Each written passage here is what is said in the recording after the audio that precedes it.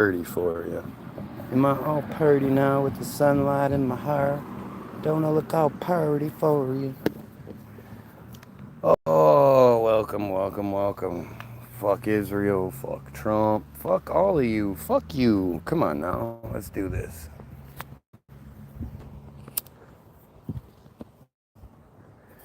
I will continue to ask you guys, if I'm not censored, then what is going on?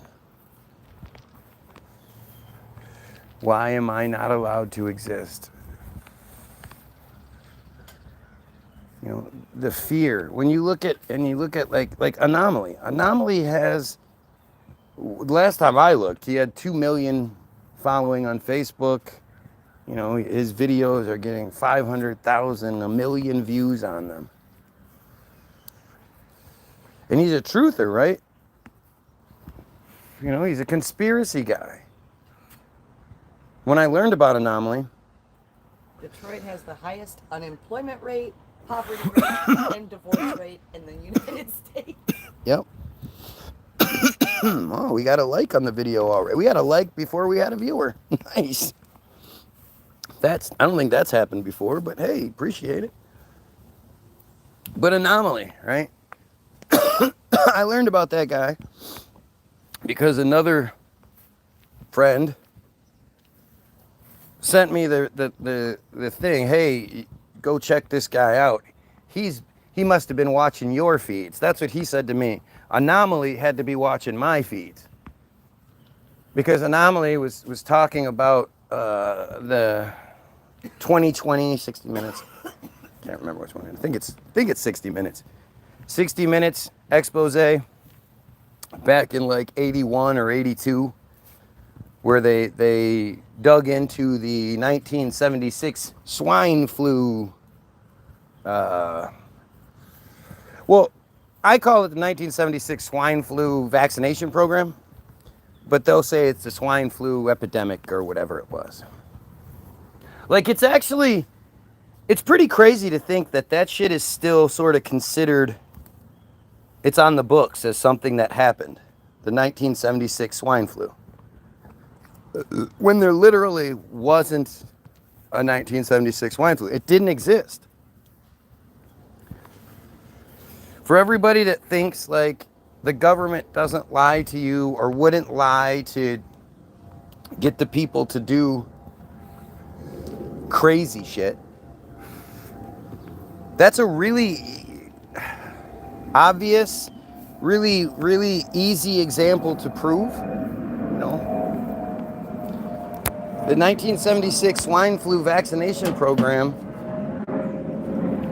was just that, and that's what that 60 minutes thing was. It was Maury Juname interviewing the guy who ran the 1976 swine flu vaccination program, a guy by the name of Dr. David Sencer. His name is David Sencer. And he for some reason, you know, he was given this vaccination program to run. And then after that ran its course, he went into the private sector and made $1 bazillion before he died.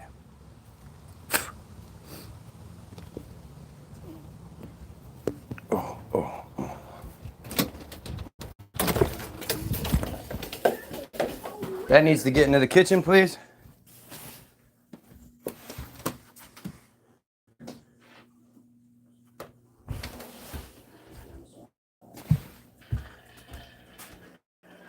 That needs to get to the kitchen, please. Where's the phone at? I don't know. I had it plugged in, or you had it plugged in your room, and I unplugged it last night. I thought I put it right here. Where did I put it? Put it in your mouth. And you make it in your mouth. Did I take it upstairs?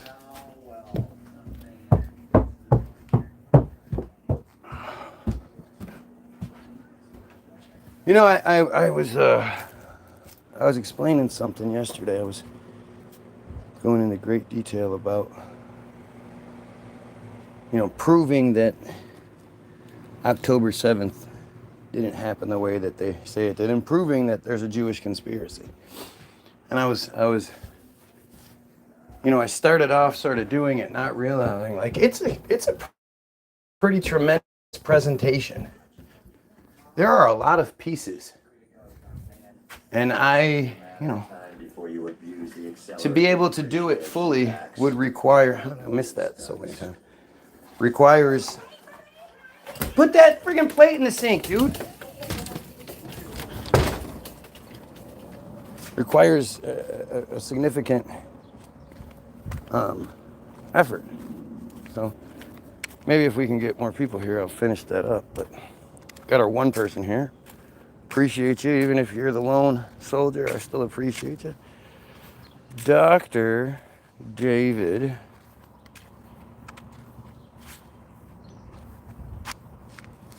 I think it was Sensor. Let's try David Sensor. I don't remember how it was spelled. Dr. David Sensor. There he is. He has a Wikipedia. So, Dr. David Sensor, born November 10th, 1924. Died May 2nd, 2011. Was an American. Jesus Christ. It's an old motherfucker. Was an American public health official who orchestrated the 1976 immunization program against swine flu. See, I'm lying, right? This is what happens when I prove my point. It's really interesting how the narrative is still so official that there was a swine flu. There wasn't. It wasn't real. What's up, Marissa? Good to see you. I'm glad you're here so frequently. It's good to see a familiar face. Between 1966 and 1977,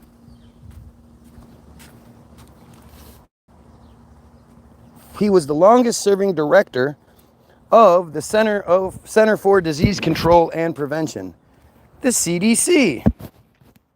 In this capacity, he did nothing to stop the Tuskegee syphilis study in spite of ethical concerns raised internally. Gosh, this was the guy that was part of the Tuskegee experiments. Gee, the syphilis study. From 1981 to 1986, he was Commissioner of Health of the City of New York. High-paying gig right there. Served under, when in office, from 66 to 77, Lyndon Baines Johnson, Richard Milhous Nixon, Gerald Ford, and Jimmy Carter. I don't know their middle names. Preceded by James L. Goddard. Succeeded by William Fogg. Ed Koch was the mayor. This guy was born in Grand Rapids, Michigan. Died 86 years old in Atlanta, Georgia. Glad that didn't fucking hit me. That would have been nasty. Ugh. Did you hear it? Leah Bia! Yeah! So awesome to see you here, Leah. I've been missing you, man. It's so good to see you. Sensor was born on November 10th in 1924 in Grand Rapids, Michigan. His father, who specialized in furniture, died in Spencer's early life, so his mother, Helen Furness, raised him. Why did his mother have a different name? Well, I'm here, so you should be here. We should be unified as one great fucking force of Goyim against these crazy Jews. You know, I need you. I need you to be here and vocal and all of it. After receiving scholarships to Cranbrook School and Wesleyan University, he left Wesleyan before graduating and enlisting in the Navy. Subsequently, the Navy, quote, sent him to medical school at the University of Mississippi. He completed his medical degree at the University of Michigan. Gosh, that's amazing, right? So glad you're here, Leah. During his stint at the University of Michigan, tuberculosis consigned him to the hospital for a year and a half. This incident motivated him to study public health. Sensor would later go on to attain a master's degree in public health at Harvard University. So, his father was this furniture guy, and then he died. So where did this... Oh, the Navy did it, right? The Navy paid for him to go to the University of Mississippi, then the University of Michigan, then on to Harvard? How did that work? Do you know a lot of people that had that happen? You know a lot of people that had the single mother sent them to Harvard and shit? In 2009, he was awarded an honorary BA degree from Wesleyan. Why? Why would they fucking do that? Gotta love it. See that? That's purdy, isn't it? That's a nice purdy strap. Why would Wesleyan give him an honorary BA? For what? How does that benefit them? In 1951, Sensor married Jane Blood Sensor, with whom he had 3 children: Susan, a pediatric oncologist and an oncology nurse practitioner, and Stephen, chief legal officer for Emory University. Emory University? Emory? Emory? Yeah, Emory, I guess. Jane Blood, her name is Jane Blood Sensor. Of course, her name's not blue, so you can't find anything out about her. In 1955, Sensor joined the U.S. Public Health Service. In 1960, Sensor became the assistant director of the CDC. So 5 years after joining the U.S. Public Health Service, he became assistant director. Boy, that's a meteoric rise. Guys, if you're watching, especially if you're my peoples, don't forget to throw a like on the video. And if you can, share the link on Facebook. I don't know if you've seen or anywhere, but my Facebook page was destroyed. So that's a thing. In 1960, Sensor became... in this capacity, he played a major role in 1974 in establishing Emory University's Public Health Department, which later became the Rollins School of Public Health. Wonder why? Wonder how that worked. He ever get licensed? I didn't hear that. I haven't read that. Maybe we'll see. The Tuskegee syphilis study continued under Sensor. Even when ethical concerns were raised internally in 1966 and 1968, Sensor did nothing to stop the experiment until the press got involved in 72. That sure is interesting. So that's the guy. So that's the guy that was in charge of the vaccination program that got 46 million Americans inoculated for something that didn't exist. Somebody that wasn't concerned with the ethical and health risks associated with the syphilis study, that when they were giving black people syphilis. Do you understand that? Guys, throw the like on the video, Leah. What are you doing? Oh, or were you the one that put the like? Who's the one that put the like on the video? Because we only have one. We should at least have 2. At the very least, there should be 2 likes. But who knows? Think about how crazy that is. When it was shown that there were real problems internally, even the other Jews at the CDC were like, hey, maybe we should back off this a little bit. This is going to make us look bad. Dr. David Sensor, who was in charge, was like, fuck that. We keep going until the press is involved. Until we have to shut down. This was the guy that was in charge of getting people the vaccination. And one of the things that the 60 Minutes expose highlighted was that the vaccine that was approved for distribution wasn't the vaccine that the people got. Right on, 3 and 3. Look at us looking shiny. The vaccine that the people got, they got the vaccine approved, and then they went back and reworked it, and then they gave that to the people. Censor was in charge of that. The guy that does not care about humans. Clearly, well, black people. I mean, he knew Jews weren't involved in the thing, and I'm surprised they haven't mentioned his Jewishness, because he's clearly a Jew. Weird, all these people can practice medicine in all these states with no license. I'm a licensed how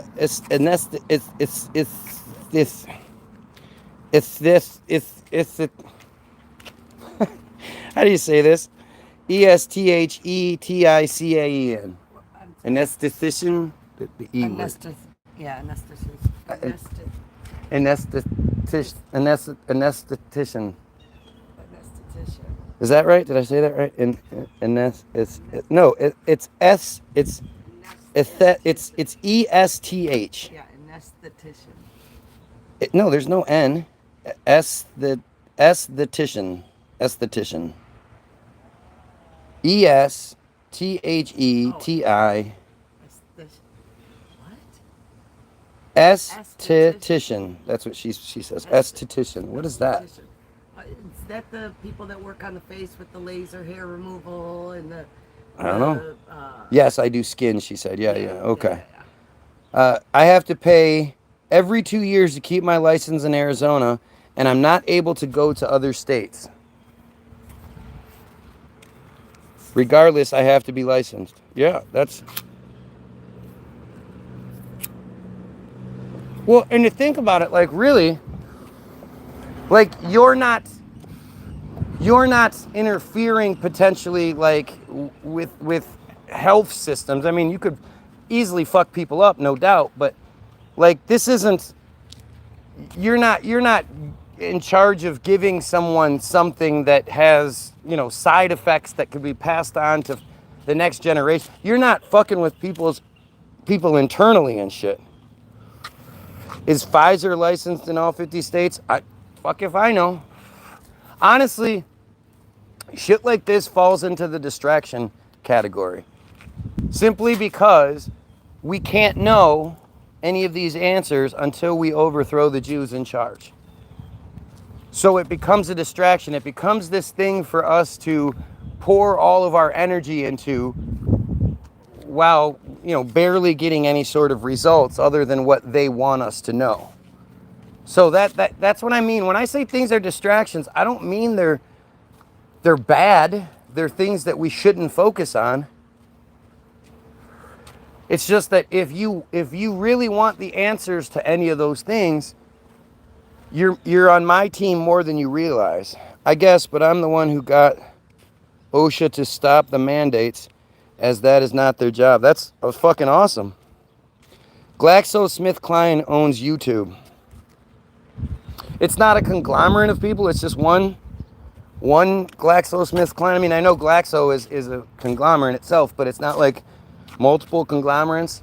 I know Facebook, like Zuckerberg isn't like the sole proprietor of Facebook like they sort of make it seem. The government is actually a big owner of Facebook, so I don't know.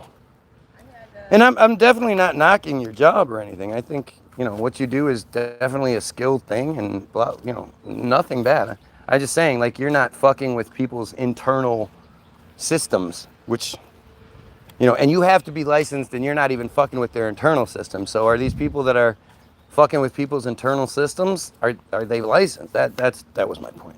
I had a esthetician do my eyebrows the first time. Right. Nadia, remember? Yeah. And I don't know if you do eyebrows, like the tattooing of them, but you need to go learn from a tattoo artist, because the esthetician's eyebrows lasted like a year, and my tattoo guy did a way better job, and they've lasted for years now. And I asked him, And he said what they teach you guys in esthetician school is not the proper way to keep the ink in. Thank you. Anyway, so funny. Let's see. During Censor's administration, the CDC grew considerably, addressing for the first time malaria, nutrition, tobacco control, as well as family planning, health education, and occupational safety, health and safety. Additionally, Censor prepared instructions for the quarantine of which astronauts returning from the moon, instructions for the quarantine of astronauts returning from the moon, which was suspected to harbor extraterrestrial pathogens, which is one of those things that I think is crazy today that it never works that way anymore. And it's been, every time you see these things, I'm always like, do you remember a couple of years ago, the woman that supposedly, she was like the longest woman up in space or whatever, for whatever it was, and she landed like in a field, and she was carried out, like she was sitting in a chair, but she was carried out by people. Like, there was no quarantine happening. There was no, like, when did they stop doing that? When did they stop quarantining the astronauts? Keeping them away so they could learn their lines. I don't microblade, and that makes sense. Mine didn't last either. So IDK, how YouTube is able to take down medical information. I lease apartments for money. I don't do skin now. Just keep my license. I do brows at home, not microblading. Don't know what that is, but... The agency's most successful undertaking was a smallpox prevention project in Central Africa and later the rest of the world. I bet that's one of those things that existed just before the AIDS pandemic took off. Exploded. Like, that's what they did. They went down to Africa under the guise that they were,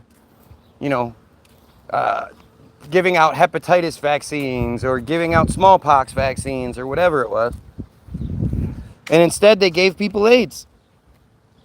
And it's a guy like Dr. Censor, who was in charge of the secret Tuskegee syphilis experiments where they secretly gave black people syphilis. That's the guy that's in charge of all the rest of it. That's the guy that's in charge of going down to Africa and handing out smallpox vaccines. Would you guys trust that guy? If you had black people in your family, would you tell them to go see Dr. David Censor, knowing he's going to treat them the best? Hell to the fuck no.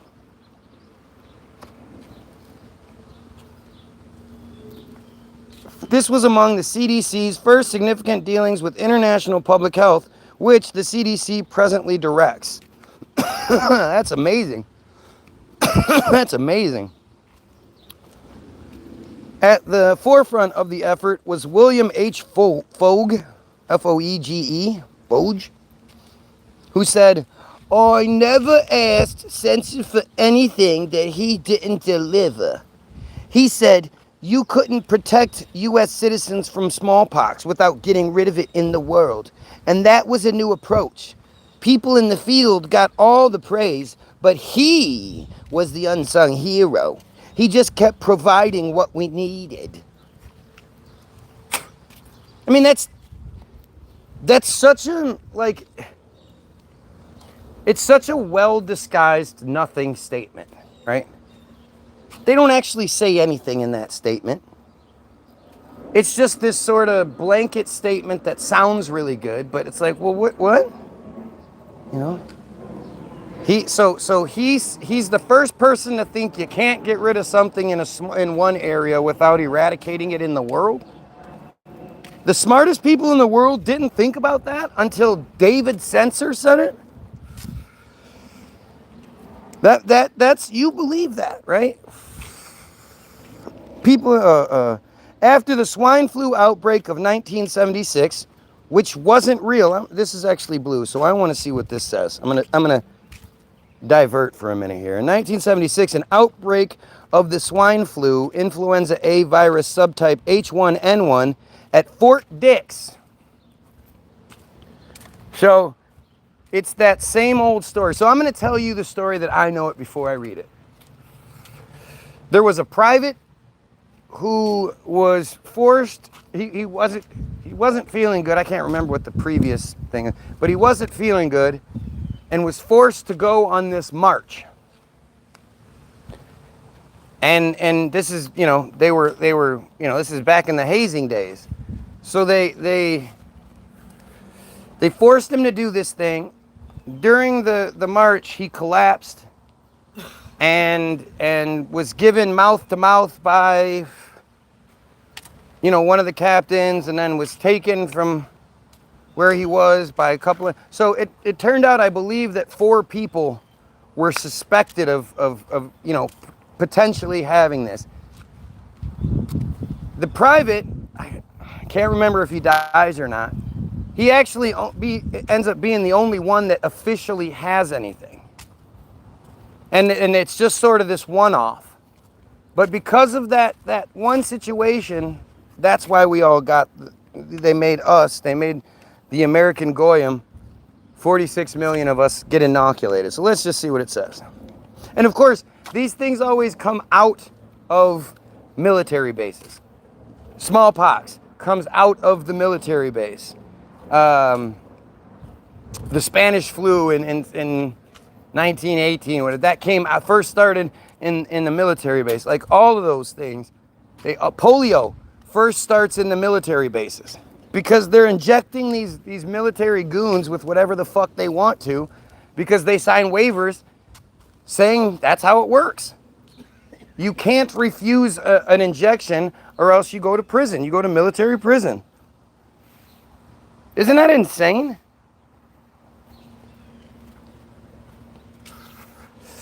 Let's see. New Jersey, H1N1, Fort Dix, New Jersey, caused 1 death. There you go. So that one private was who died. Hospitalized 13 and led to a mass immunization program. 1 person died and 13 people, gotta love 13 thrown in there like they always do.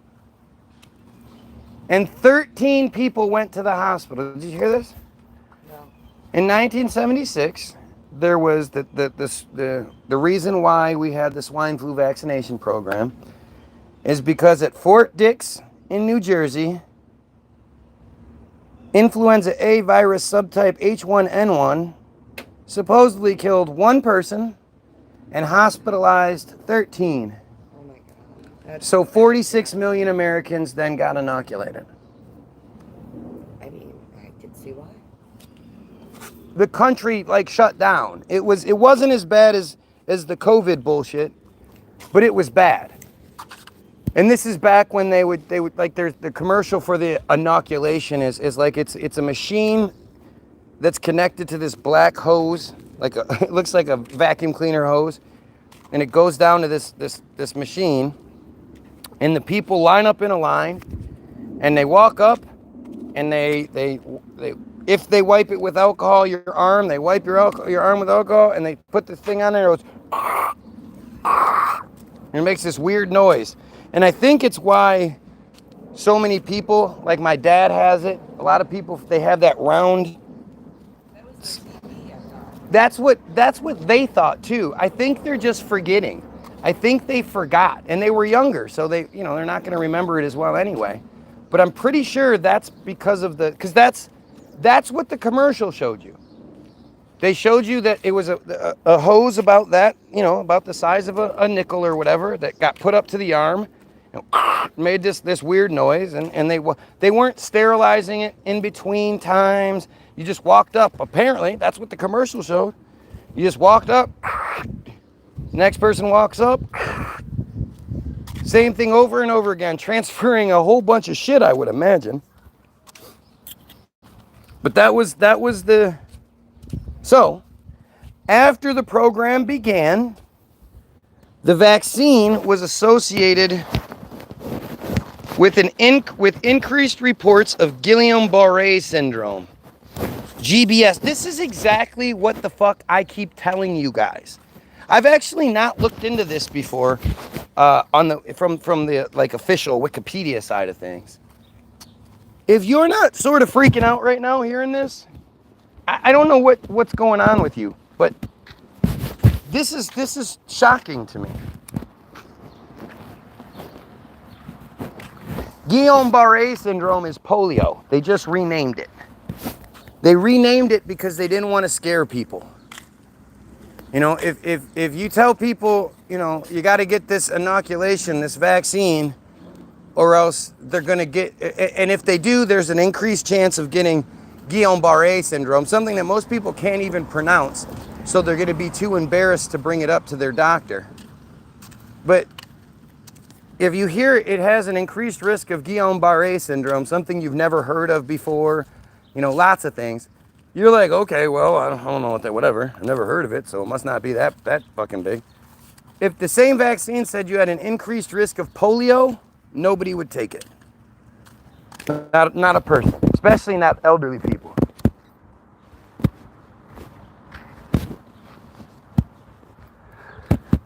So this is the official account, right?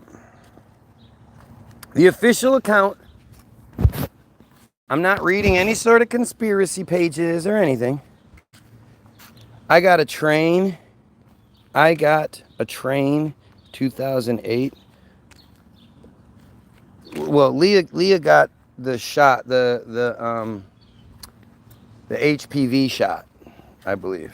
The Tdap vaccine.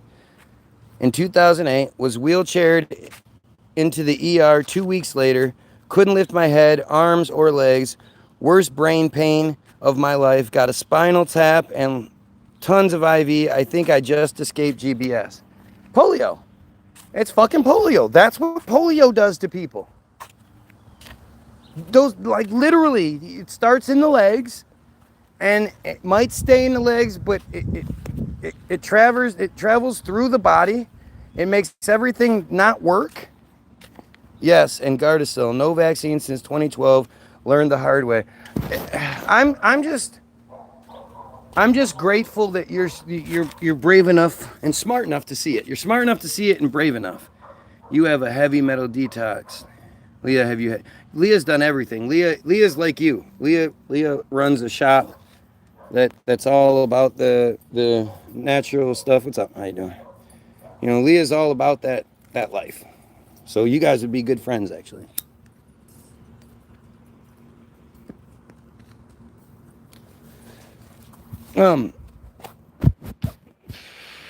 So this is, I'm literally reading to you what it says.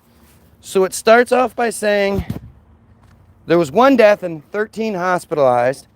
So that led to a program that began the and before they say anything else, they say it was associated with GBS, which can cause paralysis, respiratory arrest, and death. The immunization program was ended after approximately 43 million United States citizens had been administered the vaccine. 43 million people were exposed to potential polio because 1 person died and 13 were sent to the hospital. Who's to say what they were sent to the hospital for? Tons of detox, much better, thank you. Yeah, Leah's done amazing things. Leah's one of my favorite people that I don't know. Richard Krause, Dick Krause, director of the National Institute of Allergy and Infectious Diseases from 1975 to 1984, writes that the government response to the swine flu outbreak was considered to be too fast. The Centers for Disease Control and Prevention states those who received the 1976 swine flu vaccine had a slight increased risk for developing GBS of approximately 1 additional case of GBS for every 100,000 people who got the swine flu vaccine. So how many 100,000s are in 43 million? See, I personally think that it's the intended purpose was what came later. So all of those people who got the vaccine in 76, those are the people who, a lot of them are the people who had babies in the late 70s and early 80s that died of SIDS. SIDS was this big thing back in that time. It doesn't really exist anymore. You never really hear about SIDS anymore. And I'm sure back then people didn't make the association that, you know, they had just gotten their kid vaccinated. They had just gotten their vaccinations that day or the day before or whatever when their baby died. And if they did, that story was just covered up. And I think they weren't intending on killing the babies necessarily. So they adjusted it and adjusted it and adjusted it to the point where we now have autism, or what people call autism, which is actually false. I call it SOBA, symptoms of a biological attack.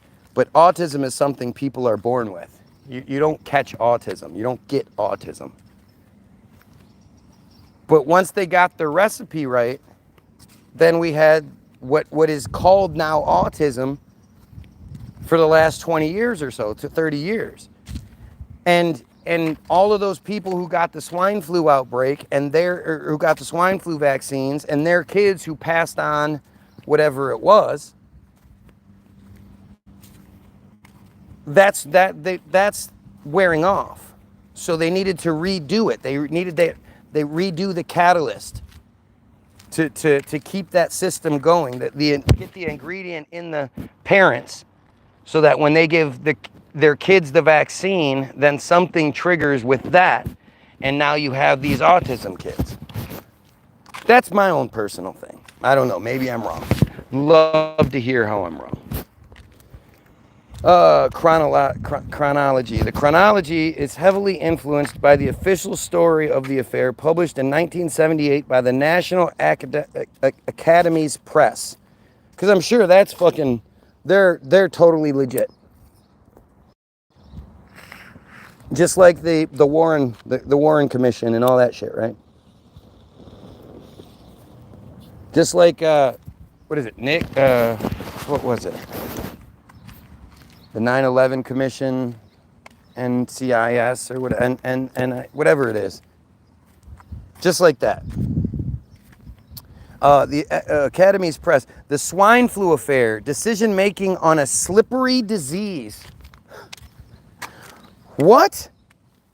See, the fact that they don't say something like, you know, tricking people into taking a vaccine for nothing shows you that they're a part of it. Because 1 death and 13 hospitalizations in a military where they're constantly being given shit that they don't know,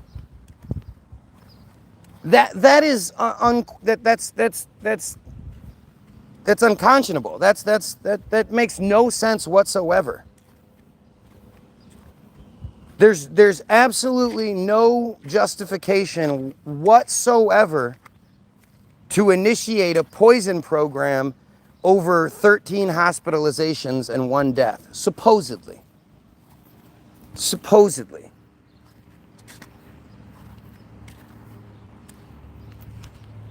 And for all of you that the people that might stumble across this and think that you know, the government would never lie to you. The government wouldn't do that. With all those crazy COVID people out there who tell you not to wear masks and don't get vaccinated and don't get your booster shots because apparently the vaccines don't work.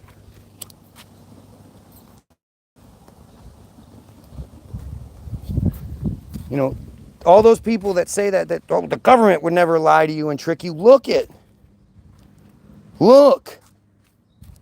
Or listen, I guess, look for yourself, but listen to what I'm telling you. This is the official account. In January of 1976, several soldiers at Fort Dix complained of a respiratory illness diagnosed as influenza. The next month, Private David Lewis, who had the symptoms, participated in a 5-mile forced march, collapsed, and died.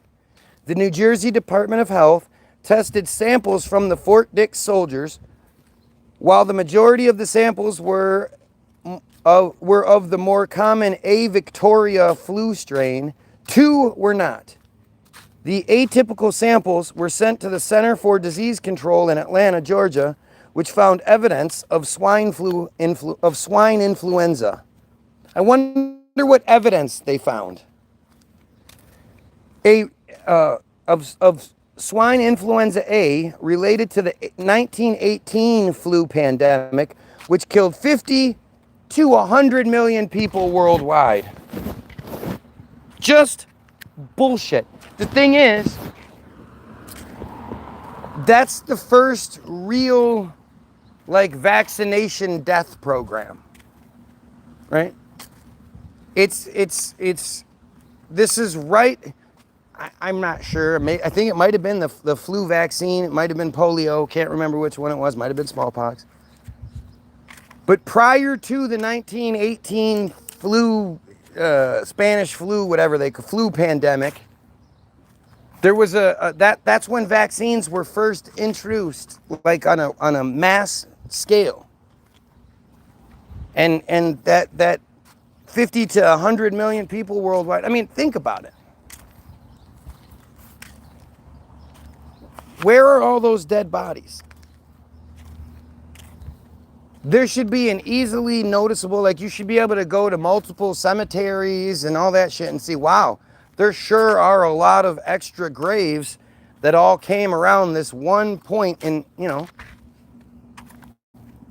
But it's not that way. And to think, like, to dispose of 50 to 100 million dead bodies, do you even understand what an undertaking that would be? In a time when everyone's scared, you have like a supposedly a pandemic going on and a war,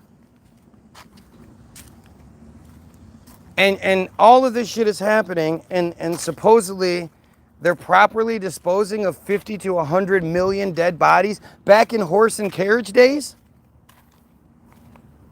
Where's the evidence of that? Where are all the pictures that exist from that time? You know, I was thinking, I'm a big baseball card guy, right? And some of the most valuable baseball cards are way out of my reach, but they're the old, like the first baseball cards.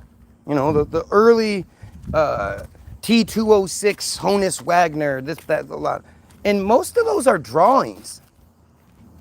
Why were they using drawings, cartoonish drawings of people when they had photograph technology for like 60 years by that point? You know, the first photographs are from the 1840s, but there are also like multiple magic lantern. If you look up the magic lantern and shit, there are examples of camera technology going back much further than that. I still think it's like, how did someone figure out how to do that? When you really think about it, taking a picture is fantastic technology.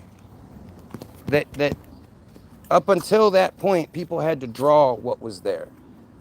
But now suddenly you can take something that I'm looking at and like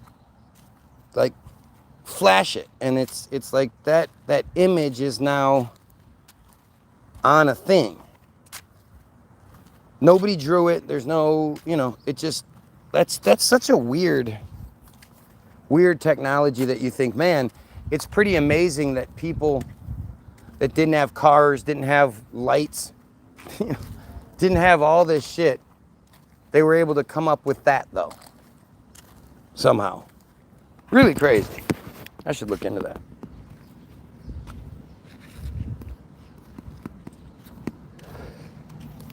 The Center for Disease Control, now the Centers for Disease Control and Prevention, verified the findings and informed both the World Health Organization and the state of New Jersey on February 13th. Go figure, that's 2 13s right there. CDC Director David Sensor completed a memo calling for mass immunization for the swine flu. Again, the guy that was in charge of giving people syphilis, black people syphilis, so they could study how it fucking affected people. Like, think about that. And they knew exactly what they were doing was wrong and horrible, and this guy was like, nah, fuck that, let's do it. The needs of the many outweigh the needs of the few. Outweigh the lives of a few. Lots of few.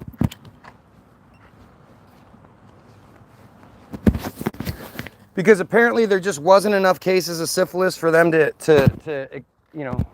study it without giving it to people. What? You know, that's why the powdered wigs were a thing. Because people back then were fucking all the time without any sort of protection and without any care, supposedly, giving each other syphilis. And one of the things with syphilis is that you lose your hair. So these powdered wigs were created to help people. Because apparently that was a good look back in the 1800s or some shit. Man, you know what would look really good is if I curled my hair in this weird way. Okay.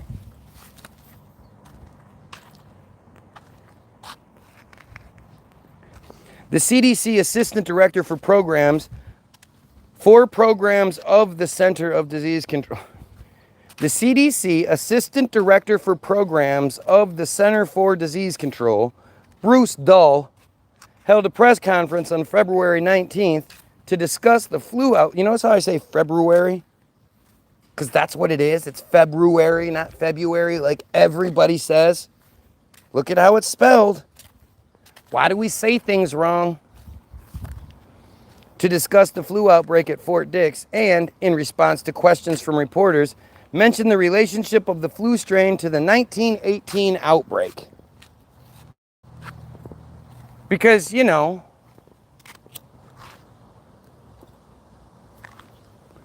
it's 60 years later, so fuck yeah. We're in the same shoes we were in 60 years prior to. U.S. President Gerald Ford was officially informed of the outbreak memo on March 15th. A month later? It took a month?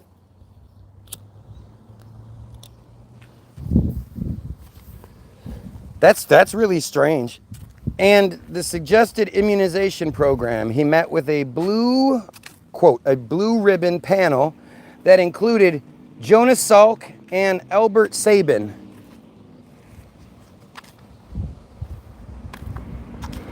Ford then made a televised announcement in support of the mass immunization program, which back then, Americans saw that shit, and we were like, fuck that.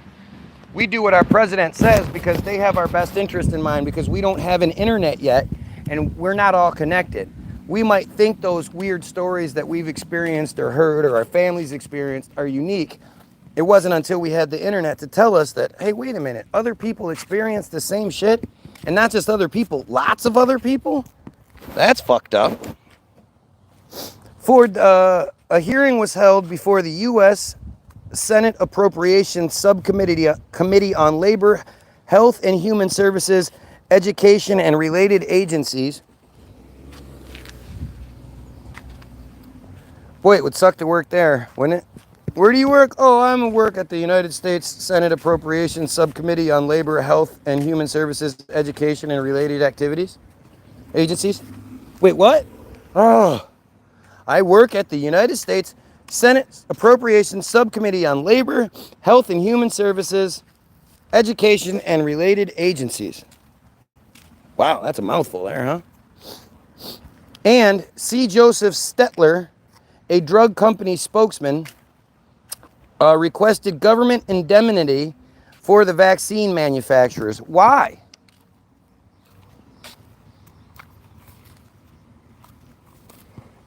Why would that happen?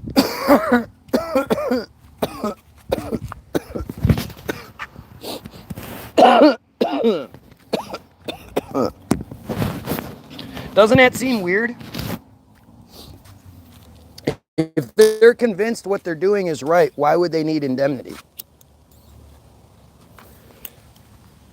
Here, for those that don't know, where is it? I'm going to read the official. Indemnity. A contract law, an indemnity is a contractual obligation of one party to compensate the loss incurred by another party due to the relevant acts of the indemnitor or any other party. The duty to indemnify is usually, but not always, coextensive with the contractual duty to hold harmless or save harmless, or save harmless. In contrast, a guarantee is an obligation of one party, the guarantor, to another party to perform the promise of a relevant other party if the other party defaults. Right. So you're going to pay if the other guy doesn't. Right. Indemnities form the basis of many insurance contracts. For example, a car owner may purchase different kinds of insurance as an indemnity for various kinds of loss arising from operation of the car, such as damage to the car itself or medical expenses following an accident. In an agency context, a principal may be obligated to indemnify their agent for liabilities incurred while carrying out responsibilities under the relationship. While the events giving rise to an indemnity may be specified by contract, the actions that must be taken to compensate the injured party are largely unpredictable, and the maximum compensation is often expressly limited.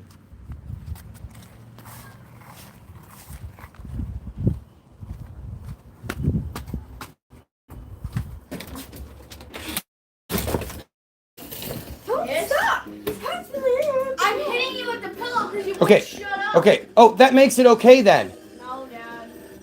Seriously, this is happening every day. You have to stop when people tell you to stop. Pick up the blanket. So what annoying thing are you saying over and over again? No, he wasn't. No, he was doing that after you were hitting him. No, he was. I just heard it. That's why I came in.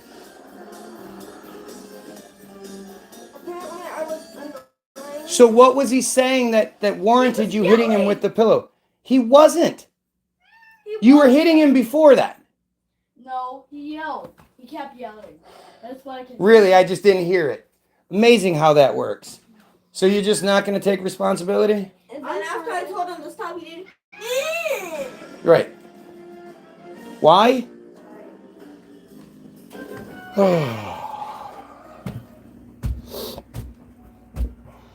Indemnity agreements for board members, historical examples. Freeing of slaves and indentured servants. Slave owners were considered to have suffered a loss whenever their slaves were granted freedom. Wow. What a crazy thought. I mean, I don't necessarily believe in the whole slave thing, but... Hi, Princess Puds. Hello. You guys would love Eek.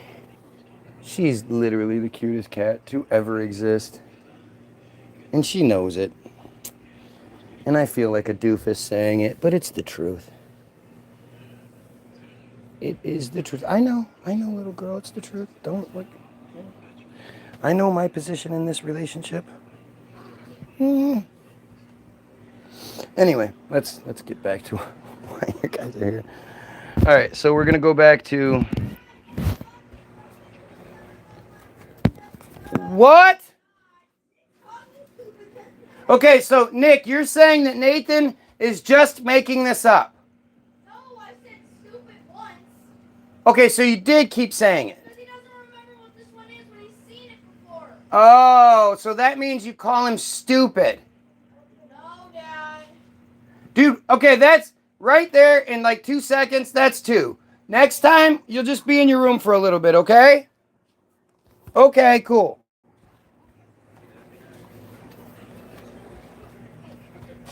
So,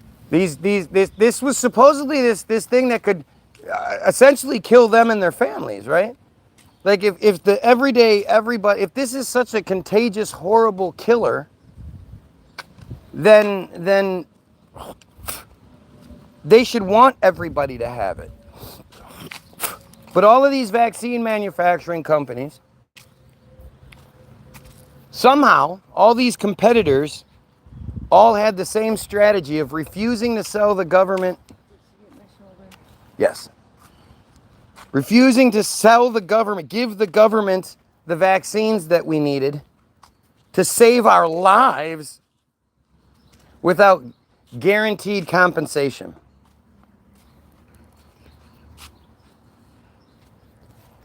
And significant. The thing is, when you have that government contract, it's a significant thing.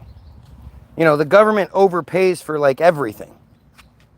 That's why you want those government contracts, because Angela had a friend who was doing a government contract for something or other, some art thing, and she needed some pencils.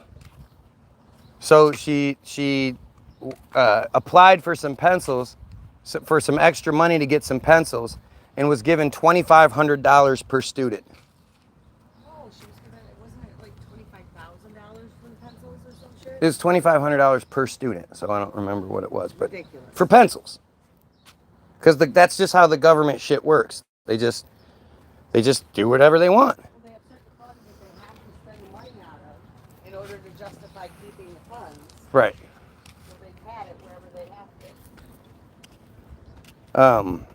The House Appropriations Committee reported out a special appropriations bill, including $135 million for the swine flu immunization program, which was approved on April 5th. So this is your motive. If you're talking about somebody committing a crime and you need a motive for said crime, that's what this is. There's 135 million motives, 135 million reasons for them to do this. Just 2 days later, the World Health Organization held a conference to discuss the implications of a swine flu outbreak for poorer nations. As soon as it was like, hey, they're handing out fucking money in the US, 135 million, this shit doesn't even exist. Say it happens here and you get some money. They did. On April 8th, so remember how when the memo was first produced, it took a month until it got to the president? Now we're talking about the next day, 2 days later, the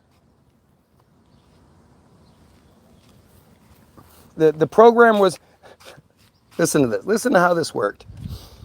The House Appropriations Committee reported out a special appropriations bill, including $135 million in 76, $135 million for the swine flu immunization program, which was approved on April 5th. 2 days later, the World Health Organization held a conference to discuss the implications of a swine flu outbreak for poorer nations. On April 8th, 3 days later, an official from the federal insurance company informed American Company, a manufacturer of the swine flu vaccine, that it would exclude indemnity on Merrick's product liability for the swine flu vaccine on July 1st, 1976. So Why are they indemnified? we just went through this whole thing. You weren't here for that.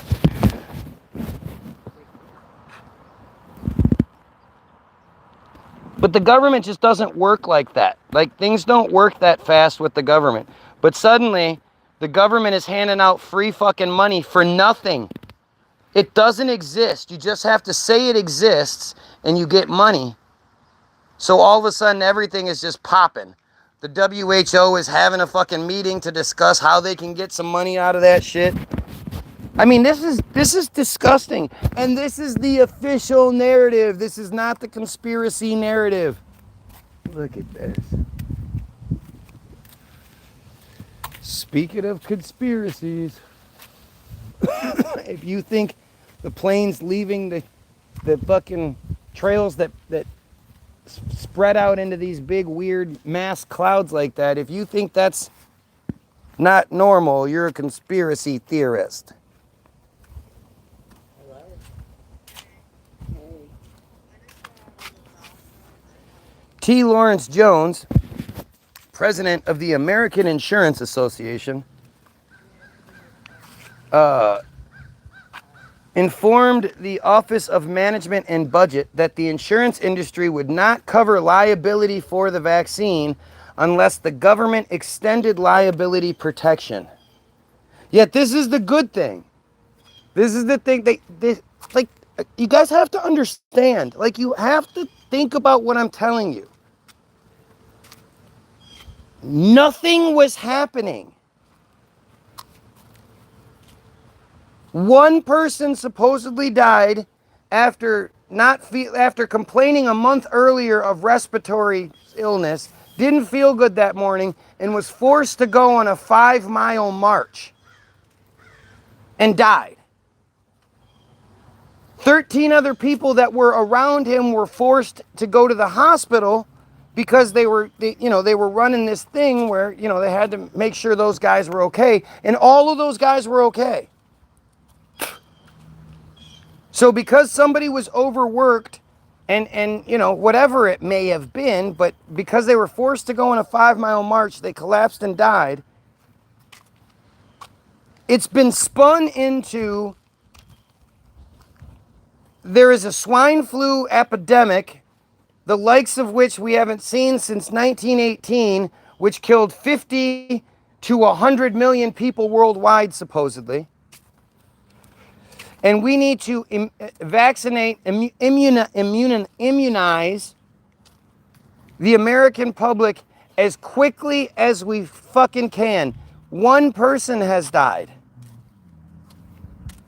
And so now you have all of these organizations, the World Health Organization and the, let's see, where are a couple others? And the American Insurance Association and the Office of Management and Budget, and then all of these vaccine manufacturers are trying to figure out how they can basically bilk the fucking system. They can whatever they want to put into the American people's body, they're figuring out a way that they can inject unknown poisons into our bodies that end up causing severe fucking complications for a lot of people. They're figuring out how to do this and how to get as much money out of it as possible, while also openly knowing that it's going to cause a lot of problems and that they're going to need protection. You don't just inject people, everybody, with the same formula that you know isn't fucking good to begin with and is completely unnecessary, without knowing that a lot of people are going to suffer from that. So they know that's going to happen, and they're refusing to go along until all the bases are covered, which actually doesn't happen. Not initially, I didn't think. The chairman of Merrick wrote a memo a day later. This is all, again, this is government, world implications, talking about injecting millions and millions of people. Like, you have to have all of the infrastructure capable. You have to have all the product, the injection method, which again, I think was that weird ass inoculation machine. It wasn't like they were using individual needles for everybody back then.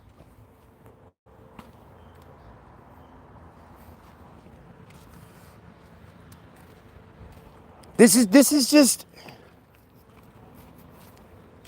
fucking crazy. This sounds like the plot to a bad movie that you would say, well, this isn't believable because they would just get caught. Everybody would just get caught. This is also obvious that everybody would get caught. So this isn't a believable movie premise. If you're watching, like the video, share it.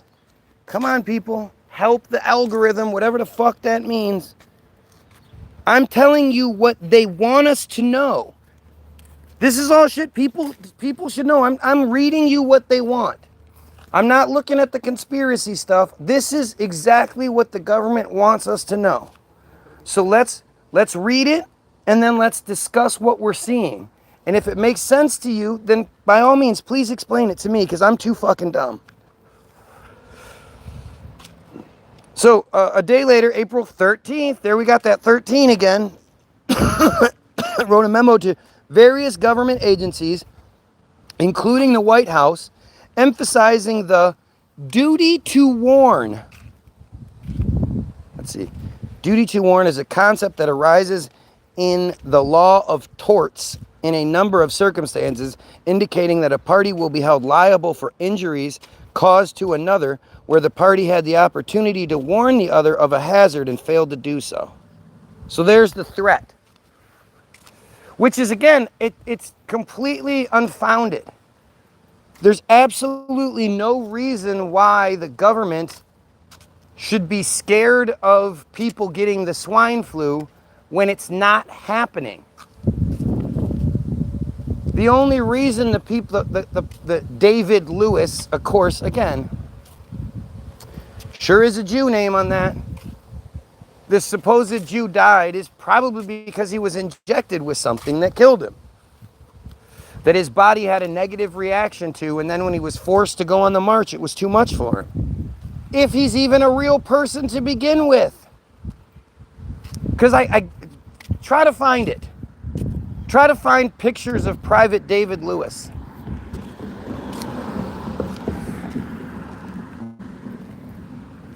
Good luck.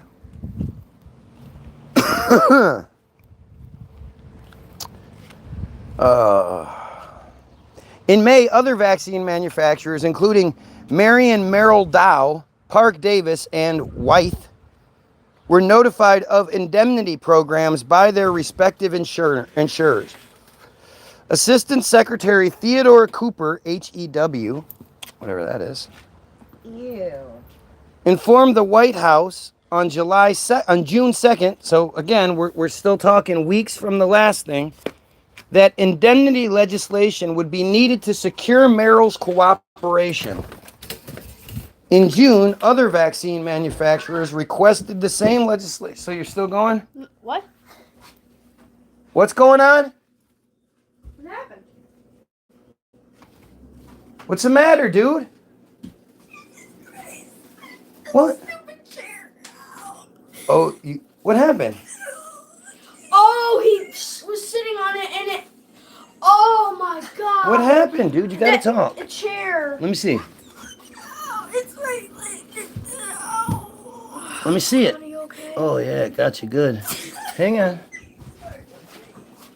Yeah, you just got your wind knocked out of you, buddy. It'll hurt for a minute, but it'll feel better. You're gonna be okay, Nathan. Yeah, that's gonna suck. You're probably gonna get a nice bruise from that one. Here, I'll do the cat thing. You go sit down, right? Here, you can sit on the big couch. I'll move my stuff. Actually, no, you can use it. He wants the little couch, dude. Yeah, I know that hurts, buddy. We gotta be careful. Okay, come on. You gotta get up. All right, let's go. Oh, there you go. Come on, we got it. Look, Yeah? I was leaning over to do the bad thing and then look, it just slipped right there. Yeah, that sucks. You're gonna be feeling that one for a few days. Looks like we're not working out tomorrow. Here, come lie down. No, I don't need it. Come on. I don't need it. It's okay. Look, your brother's helping you out. I know you're hurting, but you can't be. No. You need the pillow. If for he doesn't this. need the pillow, then he doesn't want the pillow. It's okay. Hey, you're doing the right thing. Thank you. Where's my You all right? Yeah, I know. It's gonna hurt to breathe. You just smashed your chest really hard, dude. Can we get rid of that chair? No, just be more careful next time. Yeah, that sucked. You got a big mark and shit. Like, that's bad.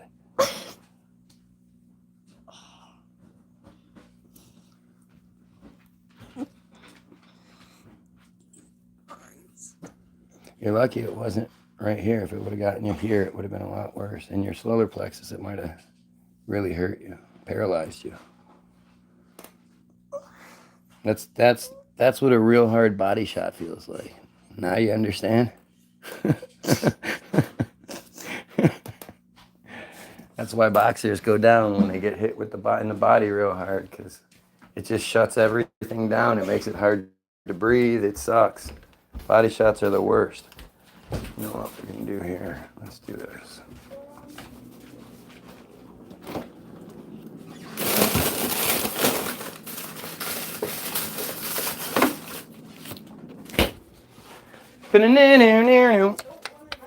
Yeah, well, you're getting a nice bag. Yeah, you do.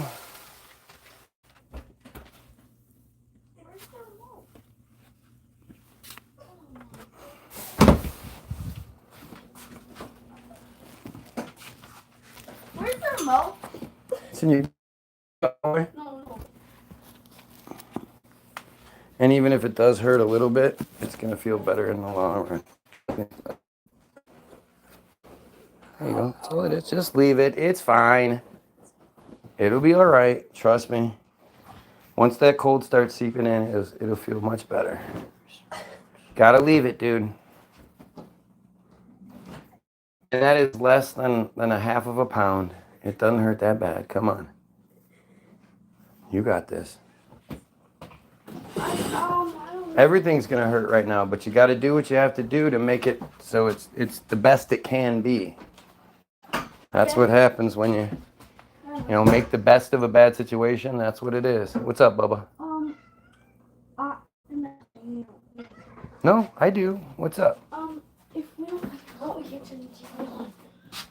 Okay, so the remotes It are. was right here. What the heck? Right over here.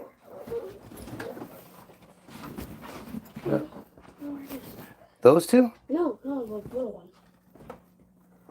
Oh, well, that's the fun one, isn't it? Yeah, I know. Did you check all in the cooch?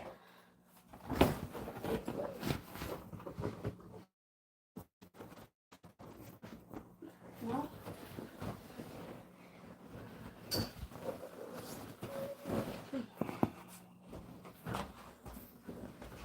Was it wrapped up in this blanket? Yeah. But I know it didn't disappear. So you just got to keep looking until you find it. I don't know what else to tell ya.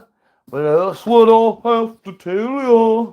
Speaking of really great music, don't forget to get your free download at. Wait, you gotta spell it out. What is it? www. Wait, you gotta say it louder. Can't hear you. The hyphen. I don't know. Bilderberg.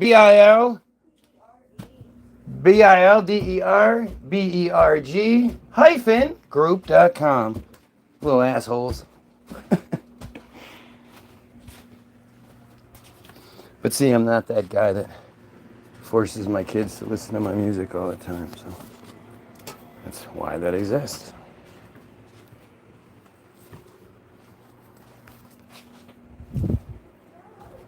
It didn't get here already. That's not what this is, is it?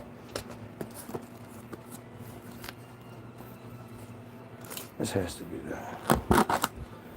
That's from dude, right? Yeah, that's good. Okay. All right. Sorry. Live video. That's what happens when you do actual live videos. Do you need anything, bub? I need lunch. Dude. Mom will make it.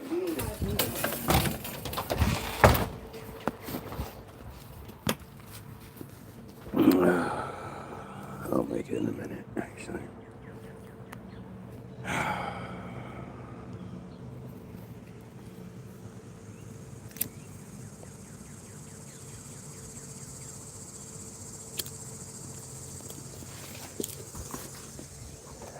All right. Assistant Secretary Theodore Cooper, HEW, informed the White House on June 2nd that indemnity legislation would be needed to secure Merrill's cooperation. In June, other vaccine manufacturers. A little more than 2 weeks later, the Ford administration submitted a proposal to Congress that offered indemnity to vaccine manufacturers. All of this in like a month and a half. Government works fast when they want to. Bruce Dahl stated at a flu conference on July 1st that there were no parallels between the 1918 flu pandemic and the current situation.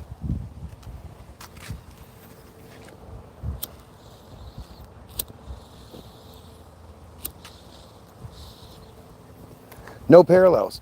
That's interesting.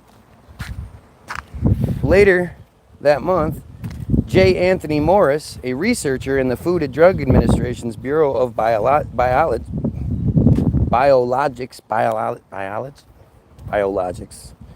BOB, was dismissed for insubordination when he went public with findings that cast doubt on the safety of the vaccine. Huh.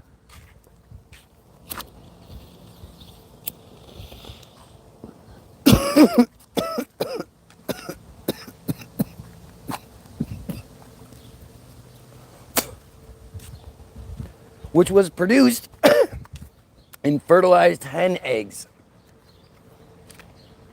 The vaccine for humans to supposedly fight pig flu is produced in fertilized hen eggs. Wow. 3 days later, several manufacturers announced that they had ceased production of the vaccine. Later that month, investigations into the alleged swine flu outbreaks in other parts of the world found no cases of the strain. On July 23rd, the president sent a letter that urged Congress to take action on indemnification.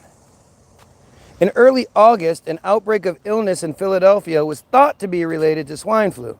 It was later found to be an atypical pneumonia that is now called Legionnaire's disease. I bet those people were vaccinated.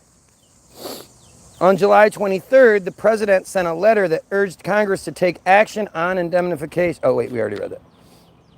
On August 6th, Ford held a press conference and urged Congress to take action on indemnification legislation. 4 days later, both houses of Congress passed the legislation. So, at this point, not only do they know that there's no reason for this, they also know it's dangerous. And yet, they're guaranteeing the vaccine manufacturers their money. Like, this is real, you guys. You should be really, really bothered by this.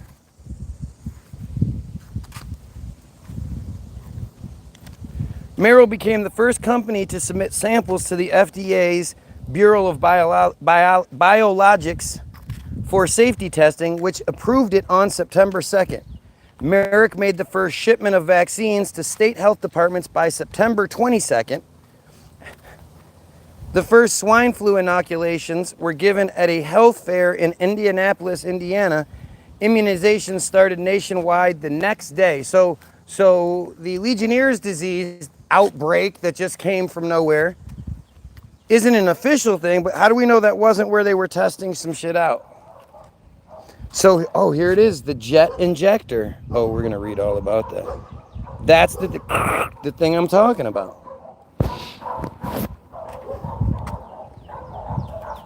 So, let's see.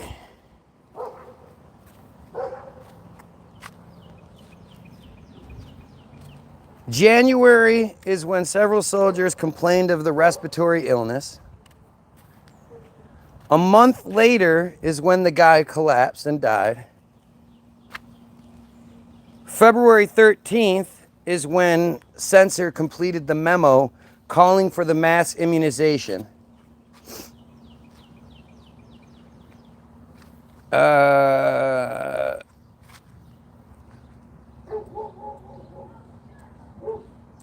Hey, hey. You got your stuff? Yeah, oh, yes, I did. Have a great day. April 5th, the government announced that it was going to start handing out money for anyone to play along.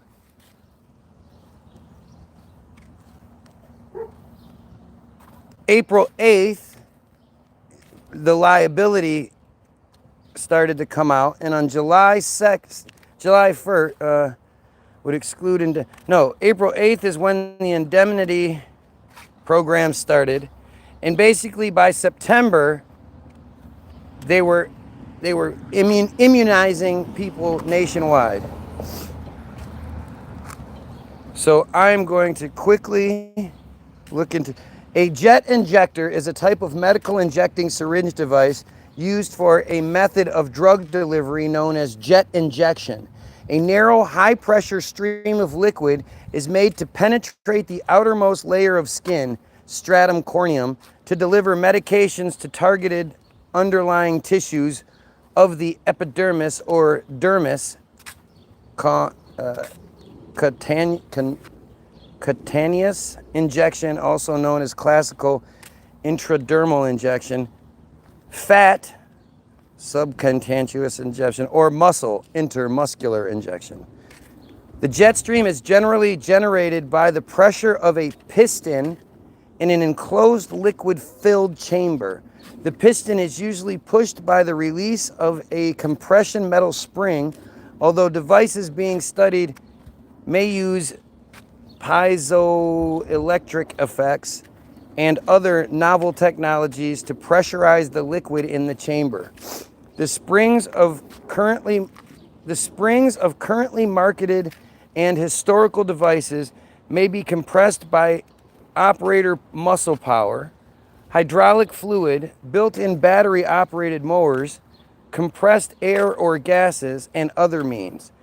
Gas-powered and hydraulically powered devices may involve hoses that carry compressed gas or hydraulic fluid from separate cylinders of gas, electric pumps, foot pedal pumps, or other components to reduce the size and weight of the handheld part of the system and allow faster and less tiring methods to perform numerous consecutive vaccinations.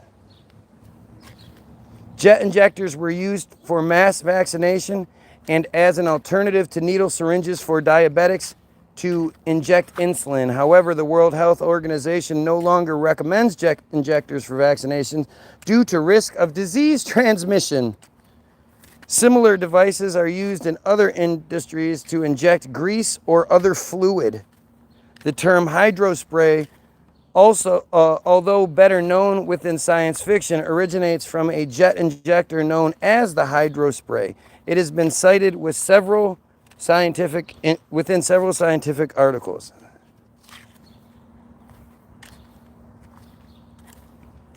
Types. A jet injector, also known as a jet gun injector. That is fucking wild. Air gun or pneumatic injector is a medical instrument that uses a high-pressure jet of liquid medication to penetrate the skin and deliver medication under the skin without a needle. Jet injectors can be single-dose or multi-dose. I mean, that would hurt like fucking hell. One time in my dumbass teenage brain, wanted to know what would happen if I tied a rubber band around the trigger of a spray nozzle at a car wash. So I did it, and then I put the money in the machine, and the fucking thing started spraying all over the place, and fucking bashing all in my car and shit. And I went to grab it, and I missed, and the jet injector hit me in the finger right there, and it ripped the skin right off my finger. And like almost down to it was so bad, it hurt so fucking bad, and there was a wound there for such a long time because the water power would just ripped my skin apart. So this is just, I find this to be, oh shit, what the fuck happened? What?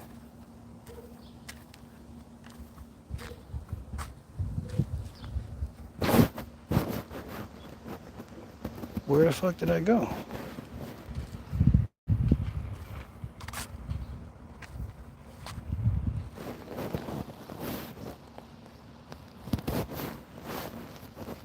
Swine flu outbreak. Okay, I'm finding it now. Not really sure how that works, but chronology. We're in the chronology segment, and we had just gone to jet injector. Okay, so now we're back to types. Jesus, I wonder, that was weird.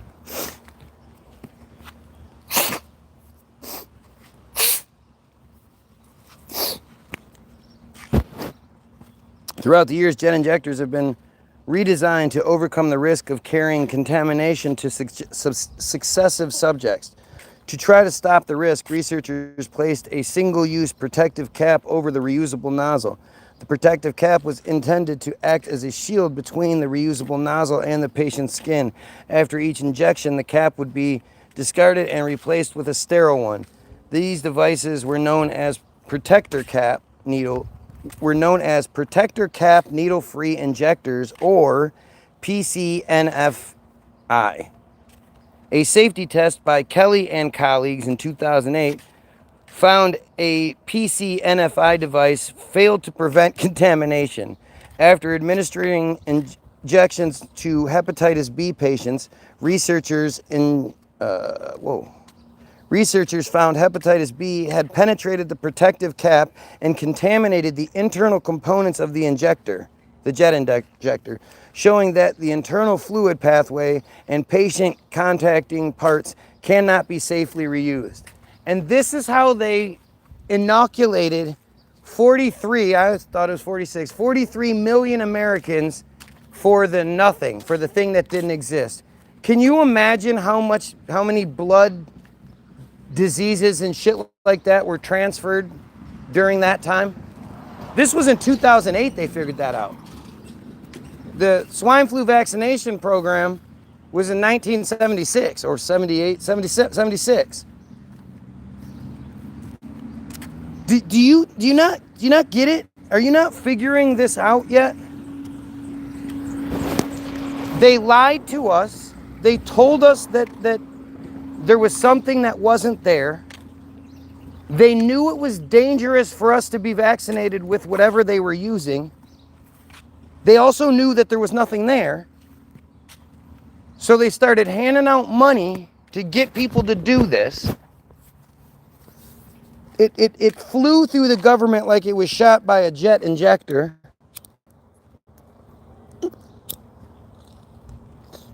Like what I did there? That was pretty clever, wasn't it?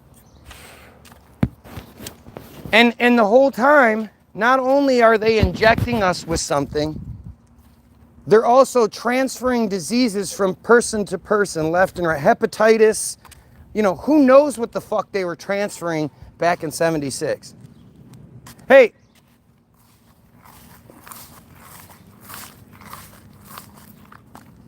Rob.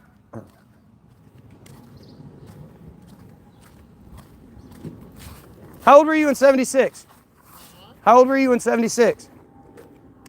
14. Did you get your swine flu injection? No, you didn't get it? Did your family? No. Well, that's that. Well, no, because I'm reading about it and just how fucked up it was. And they lied about it. It didn't exist. They told people that there was a swine flu. They said it was a pandemic like they did with Corona. And they vaccinated 43 million Americans, and it didn't exist. That was like Fauci. Yeah, it's... The same thing with AIDS, too. Right, exactly. The ACT instead of vitamin therapy, which everybody would have lived a lot longer. Right, the medicine is what killed the AIDS patients. Yes. Yeah, crazy, man. Good to know that you know.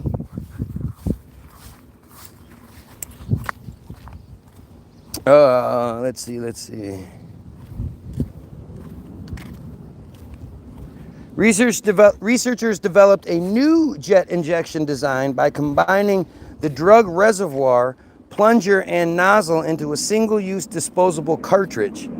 Cartridge is placed onto the tip of the jet injector, and when activated, a rod pushes the plunger forward. The device is known as a disposable cartridge jet injector, DCJI.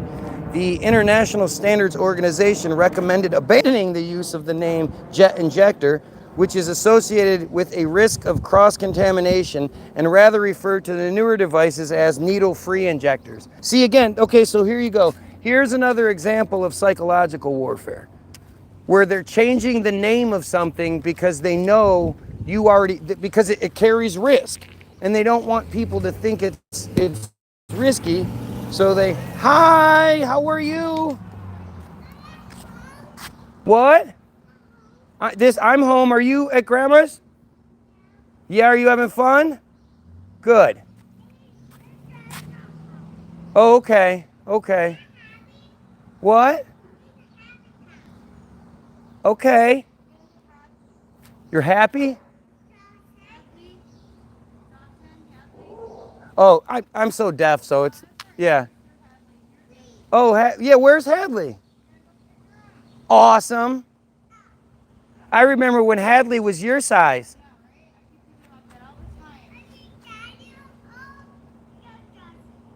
Oh, yeah? Well, you be safe and have fun, okay? Be good for grandma. Bye. Look. Oh, there it is. All right. Modern needle-free injectors. Diabetics have been using jet injectors in the United States for at least 20 years. At least 20 years. 20 years is the year 2000. We're talking about 30 years, 25 years more than that.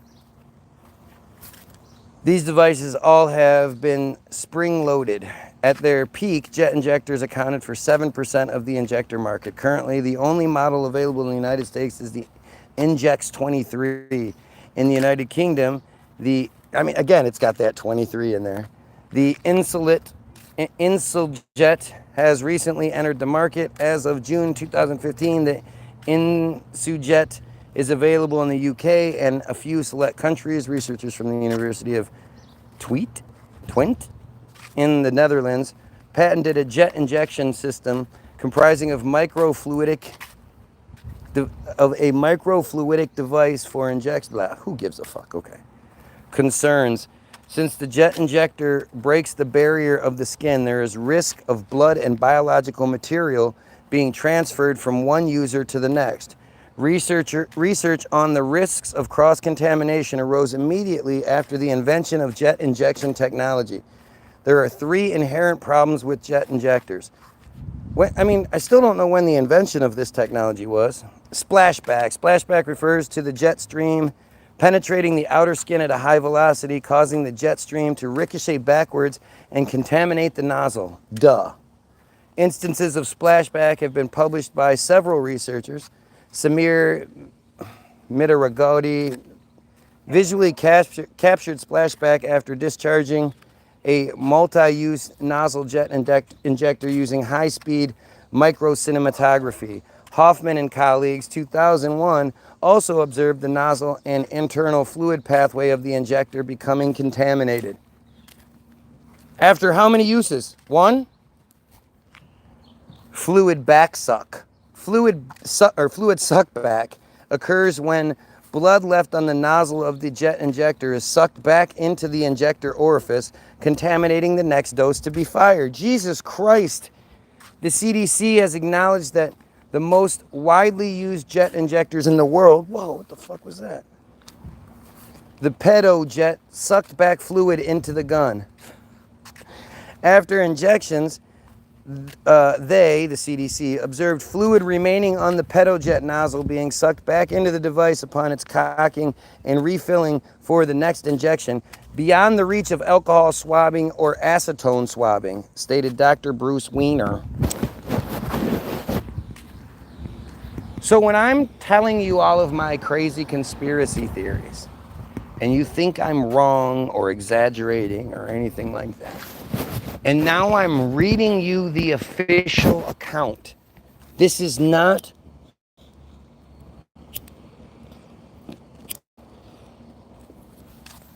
just some conspiracy page.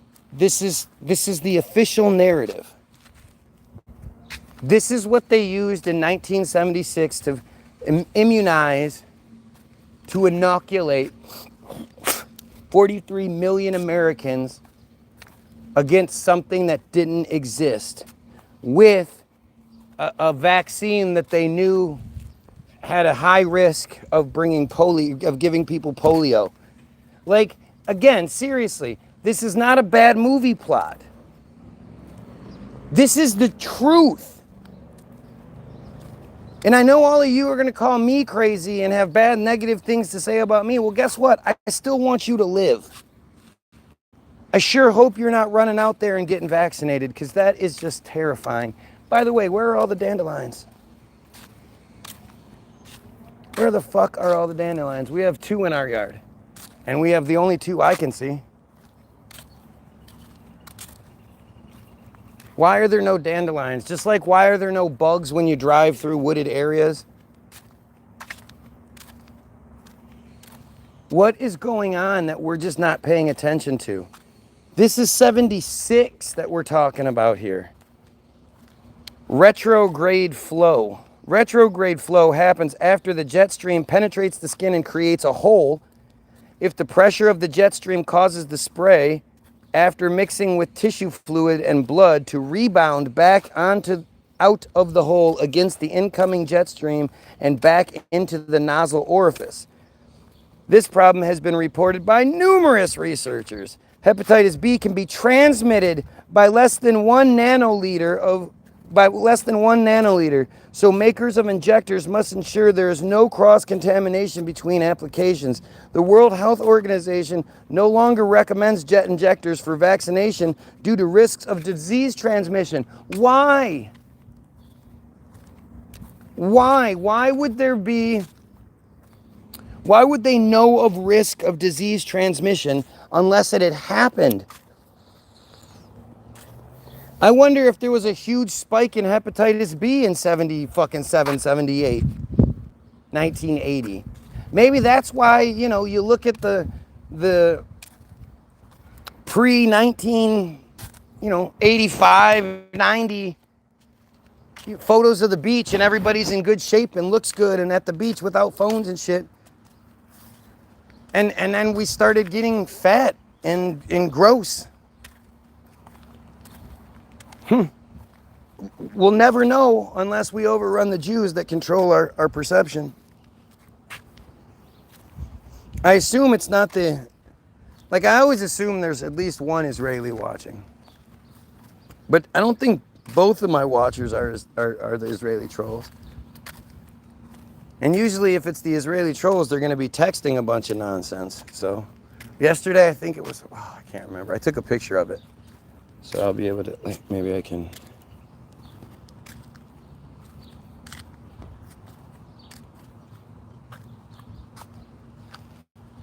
"32 phone calls and 227 texts." And that was after I had already seen some. That's how bothered they were by my yesterday feed.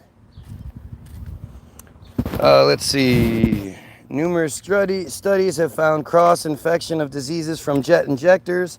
An experiment using mice published in 1985 showed that jet injectors would frequently transmit the viral infection lactate dehydrogenase elevating virus, LDV, from one mouse to another. After another study used the device on a calf, then tested the fluid remaining in the injector for blood. Every injector they tested had detectable blood in a quantity sufficient to pass on a virus such as hepatitis B. Holy shit. This has gotten so much fucking worse. One afternoon of research, of not watching a video and having somebody tell me what to think, but just going with the flow of where the questions take me. This happens, I go, hey, I wonder about this. And then I look and each piece takes me to a different place, and each piece is just holy fuck.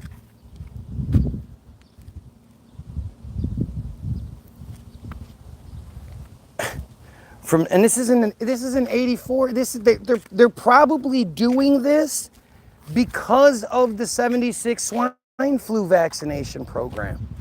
Look at that shit. You guys see all those trails behind the clouds? And then look, nothing this way, at least not till you get over there, but guess no planes flying over my house today like they normally do.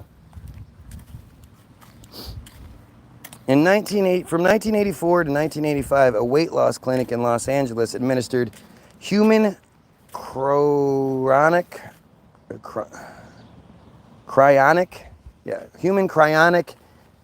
gonadotropin, HCG, with a Med-E injector. A CDC investigation found 57 out of the 239 people who had received the jet injection tested positive for hepatitis B. Holy fuck! Imagine that when we're talking about 43 million people. How many people got hepatitis from getting a fucking injection for a swine flu that didn't exist? Also, exposing themselves to polio at the same time. And you trust the government. To this day, you'll go out and get your vaccination? See, this is where you know that the people, the trolls, the interference that I have, the opposition that I have, must be the system. Because I don't care what belief structure we have that we differ on. If you're hearing what's happening here, I'm not making anything up. These are none of my theories, none of this shit.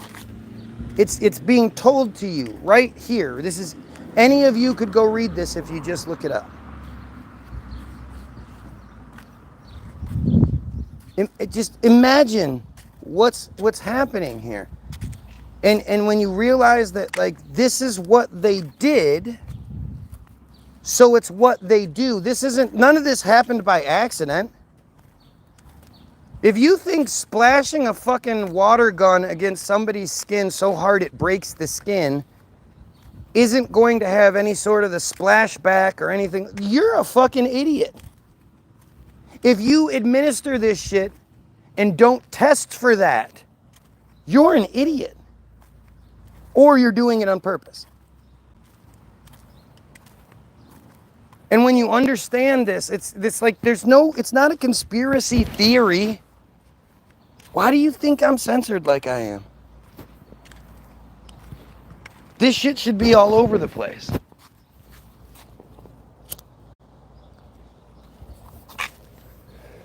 Me and my 3 people, huh? 3 of you watching? Is it because my title's no good? I should have done a better title, huh?